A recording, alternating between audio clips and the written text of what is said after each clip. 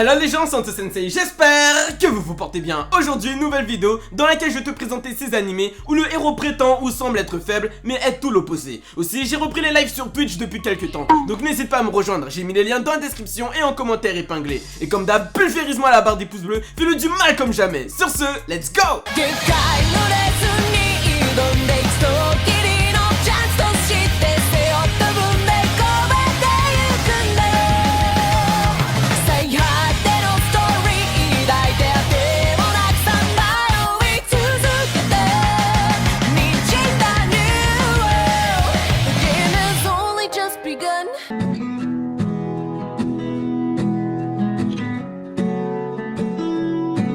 Sayate no Paladin, tu vas suivre Will, un jeune garçon qui aura été élevé par un squelette guerrier, une prêtresse momifiée et un sorcier fantôme. Limite pour lui, c'est être humain qui est chelou. Notre héros, en grandissant, va donc commencer à se poser des questions sur son identité et celle de ses parents. Cependant, Will va voir qu'il n'est pas un bug normal et que ses darons lui cachent des dingueries sur eux, sur lui et sur le monde qui l'entoure. Et quand je te dis des dingueries, c'est vraiment hardcore. Ses parents ont commis le pire des crimes possibles et je n'abuse pas, ça va au-delà de tout ce que tu pourrais imaginer. Alors l'animé est ultra bon, il sera divisé en deux grosses parties et ces deux parties seront super bien développées tant sur le fond que sur la forme. Faut aussi savoir que Will a la même mentalité que Tanjiro de Kimetsu no Yaiba. Il n'y aura pas plus gentil que lui. Le problème c'est qu'il sera dans un monde où si tu montres un peu de bonté, tu te fais instantanément pulvériser. C'est comme si t'envoyais Chopper dans Berserk.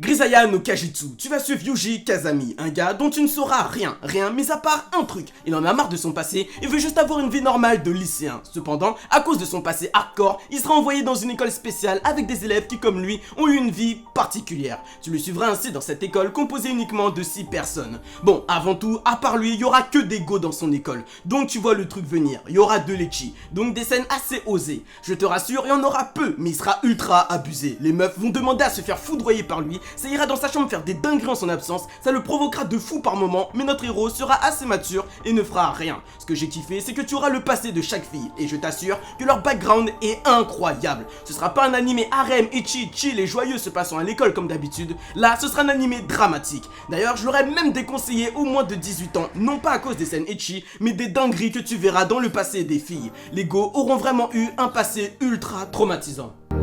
But in the end, it doesn't even matter.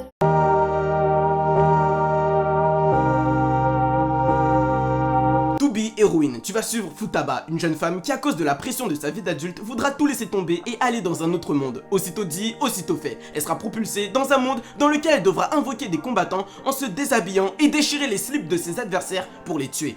Oui gros, le scénario de base est éclaté, mais crois-moi, j'ai regardé des centaines d'animés et je peux t'assurer que celui-là c'est de la bonne. Déjà, sache que ce délire de combat ne va pas durer longtemps et qu'une fois que tu auras survécu à ces épisodes, tu vas te manger une claque graphique et scénaristique de malade mental. Malgré le scénario de base, cet animé est l'un des meilleurs de cette liste. Faut juste que tu te lances, surtout ne loupe pas cet animé. Et une fois que tu l'auras vu, reviens dans les commentaires sur cette vidéo pour encourager les autres à le regarder. Tu me remercieras comme ça.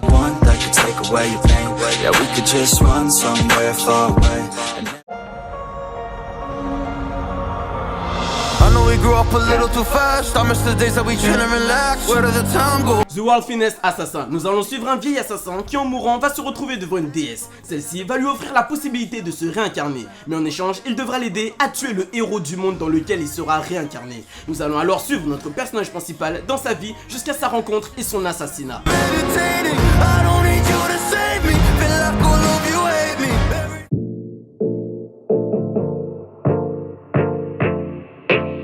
Man's Club. Nous allons rentrer dans la vie de Mikoto Shiratori, un jeune prodige du badminton. Celui-ci, à cause d'une défaite en compétition et d'une blessure d'un de ses amis, a décidé d'abandonner son sport et de travailler. Cependant, le badminton, lui, ne l'abandonnera pas, car il se retrouvera dans une entreprise avec un club de bad qu'il rejoindra. Alors là, c'est comme si tu suivais Kageyama Daikyu, mais dans le monde du travail. Le héros aura la même personnalité, un chara-design similaire et des compétences sportives équivalentes, mais dans un autre sport. Alors si tu t'es demandé ce que ça donnait un animé de sport avec seulement Kageyama, celui-là pourrait répondre à ta question.